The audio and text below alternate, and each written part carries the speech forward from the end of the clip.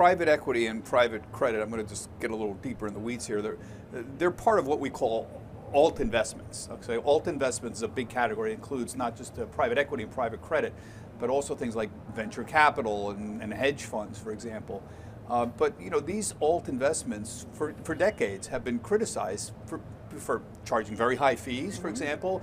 There's been some academic research indicating they don't really outperform at all, despite all this hoopla and this mystery about, oh, we got to get in.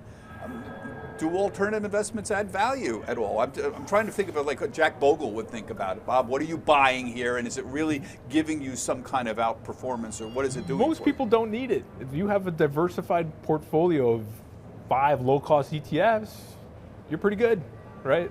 The only case I can make for is... You sound like Jack Bogle for crying out loud. I won't argue with Bogle there.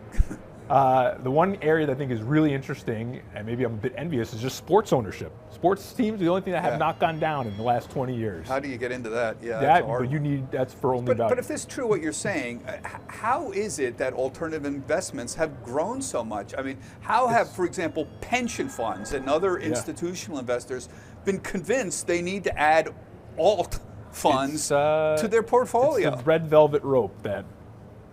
Joanna, come on, what do you weigh in here? We don't believe in the velvet rope.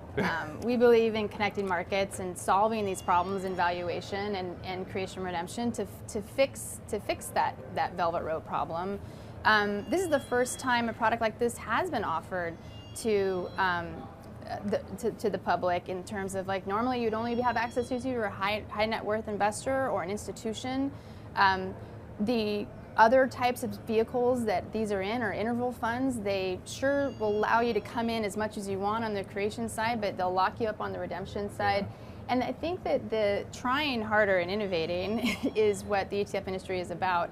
I feel like this is the same comfort level you should have here. Is in the early 2000s, when small cap equities started to trade in an ETF, or emerging market equities started to trade in an ETF, we heard the same pushback: high yield ETFs. Oh, you can't price that, it's too expensive.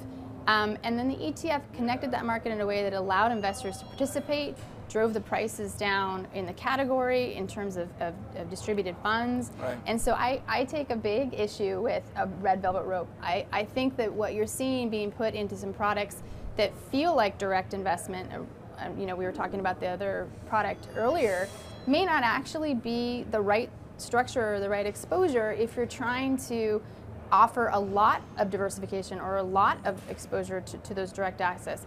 You just need to solve the valuation issue. You need to be more transparent. Yeah. So we heard the same things in active ETFs. Nobody wanted to put their portfolio out there. No one wanted anyone to see what they were trading. Right. But you get his point. I mean, you do that, and Steve Weiss the said this on Halftime. Does the average, investor, retail investor, need to go into something like this? It's a fairly dense structure to understand. It's tough for people. I mean, what I can appreciate about the PCMM is the low duration aspect, because duration has not worked in 3 to 5 years, right? So that makes it, you get the yield, much lower volatility, smoother ride. So what's the fee, by the way?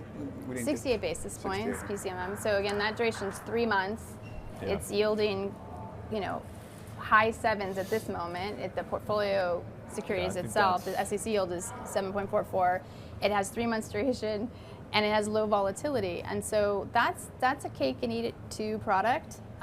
People have not had access to it. It makes sense in a portfolio. People should have access to power tool like that in their portfolios. So yeah, it's a good point. Yeah. Complicated subject, folks, but we try to explain it on television, and we bring in the best people in the business, and I mean the very best people in the business here on ETF Edge. And that does it for this week's ETF Edge. My thanks to Joanna and Todd. We've asked Todd to stick around and provide more insights into ETF trends for the rest of the year. We're going to pick his brain. That's coming up on the ETF Edge podcast. And remember, you can see all of our shows on our website, etfedge.cnbc.com.